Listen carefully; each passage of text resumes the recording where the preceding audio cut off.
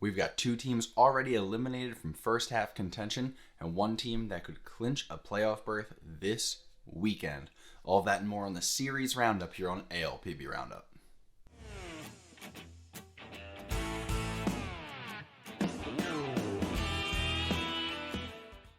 Welcome back to ALPB Roundup. I'm Ryan here with the Series Roundup, looking ahead at the weekend's action and looking back at what went down during the week.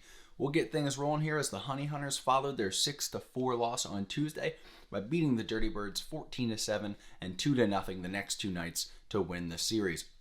That 2-0 win on Thursday, by the way, was headlined by a one-hitter, though it was only 7 innings of action due to a late start because of weather. I'm not sure how I feel about those games. We've talked about in the past.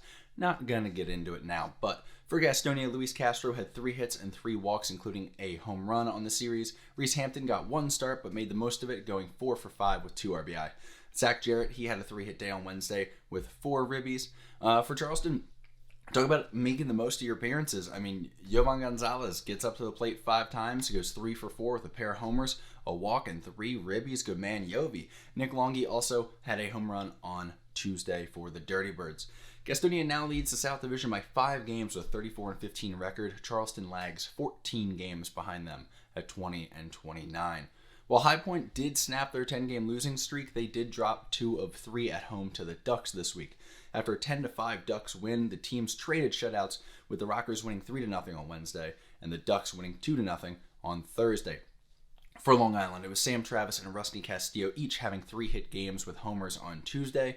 Joe Iorio and Stephen Tarpley both pitched very well for Long Island, with Tarpley delivering an 8 shutout innings, allowing just 1 hit while striking out 7 during last night's one-hitter for the Ducks. Extremely impressive work from Stephen Tarpley. Struggling. It's a little early today. For High Point, though, Craig Stem, he pitched very well, but it was in a losing effort last night. He allowed just 2 runs over 5 hits over 6 innings. The vets still got it, man. The Ducks sit at 500 once again at 24-24. The Rockers are still 28-19 despite dropping 10 of their last 11 as they kind of try to gather themselves after, again, 4 out of 5 of their opening day starters in their rotation have been signed away and 1's injured. So they're just kind of trying to keep everything together here and keep it moving in the right direction and stay competitive in that South Division right now. But again, they are now 5 games behind Gastonia. The Blue Crabs swept their 4-game series against the FerryHawks. The FerryHawks fall to 14-35. Shame the FerryHawks look like they were getting it together here, but the Blue Crabs really set that straight pretty quick. They do that to teams. The Blue Crabs improved to 38-12, 13 games up in the North Division now. They've reduced their magic number to clinch down to 5. I actually want to look at some big picture trends here. First, the Blue Crabs are dominating their division. They're 17-4 against North and 11-1 in home games against their divisional opponents. Additionally, despite 2 one-run walk-off losses and a doubleheader on Wednesday, Staten Island has been improving in one-run games. You might remember they were like 1-11, I think, to start the season in one-run games. They are now 6-14 in one-run games, which is obviously not great, but it could be worse. I mean, literally, within the league, the Barnstormers are 4-12 in one-run games, and the Dirty Birds are 2-7, so both of them are worse at this point. It is worth noting that the FerryHawks have been involved in 3 more walk-off games than any other team in the league. They are 3-6 in their 9 walk-off games. That's middle of the pack. If you're curious, by the way, the Blue Crabs, of course, lead both those categories: the one-run record, the one-run game record, and the walk-off game record. They are 12-2 in one-run games this season and 6-0 in walk-offs. Again, they walked off the FerryHawks twice in one-run games this weekend, so that helped both those records. Other teams that have not been walked off, if you're thinking about it, the Rockers are 4-0, the Genomes are 3-0 in those types of walk-off games. Honey Hunters are the only team without a walk-off, by the way. Fun fact for you. They are 0-2 in walk-offs. They've been walked off twice. In Lancaster, the Genomes took 2 of 3 from the Barnstormers. The Barnstormers won on Tuesday 9-4 before dropping the next 2 games 7-2 and 2-1 respectively.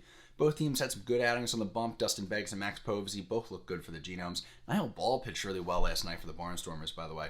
Colton Shaver doubled in each game for Lancaster, and Ladarius Clark had 6 hits and a grand slam in the series. Kelly Dugan didn't play last 2 games. Keep an eye on that. Could mean that he's got a contract purchase coming. Obviously, he's been red hot, maybe the best hitter in the league. I think he is the best hitter in the league, probably him and Courtney Hawkins. So that's something to keep an eye on for Lancaster. A team that needs all the offense they can get, and if they lose him, I mean, great for him, but that's going to be trouble to replace. Lancaster is now 21-28, and they have now joined the FerryHawks as the second team eliminated from the first half divisional race in the North. The Genomes are 8.5 games behind Gastonia at 23-21. Finally, in Lexington, the Legends salvaged the third game of their series against the Revolution. York put up 32 runs during those 3 games, winning 13-7 and 11-0 on Tuesday and Wednesday, before being outscored 10-8 on Tuesday. The Legends overcame a 7-run deficit, or a 7-run second inning rather, from York in that last game. Courtney Hawkins in this series homered twice for Lexington. Carlos Franco, he went off for York this week, 7 for 14 with 3 home runs, 2 doubles, 2 walks, and 8 ribbies for Carlos Franco. Lexington, they fall to 17-29. They continue to struggle trying to rebuild for the second half. They're stealing games where they can, just trying to stay competitive in like the long-term wildcard race, but really they're looking at the second half. If they get swept by Gastonia this weekend, they will be eliminated from first half contention, being the first team to be eliminated in the South. York, they continue, despite winning 2 of 3, to be well out. They're not quite eliminated in the North, but they're close. Looking ahead to the weekend, the Rockers head to Charleston as they look to turn things around during a 4-game set. They have a doubleheader booked for Saturday. As mentioned earlier, Gastonia will play the Legends in Lexington for 3 games. Lancaster heads to Southern Maryland as the Blue Crabs have an opportunity to clinch a division title. Their magic number is 5 entering, so 3 wins and 2 Ducks losses will do it. The Ducks, of course, hope to prevent them from doing that as they welcome the Genomes for the weekend. Finally, York heads to Staten Island as the FerryHawks look to bounce back from that 4-game sweep that they had to wear this weekend. That's all I got for the series roundup. Keep an eye on our Instagram or Twitter accounts. Also keep an eye on the Indy Ball Report podcast, which I should be on. I think it's tomorrow's episode. It's recording today. So if you want to talk, I'm sure we're going to talk about the drama around the league, the divisional races, and what the second half looks like. I'm sure we're going to talk actually a little bit about the business of Indy Ball, which is a video I'm thinking about doing for this channel soon. So keep locked in here on ALP Roundup for all your news and results and chatter and analysis. And until next time, I'm Ryan. Y'all have a good one. I may not have a lot, but I love what I got. A 4x4 and a good fishing spot. I hope this time my card won't decline.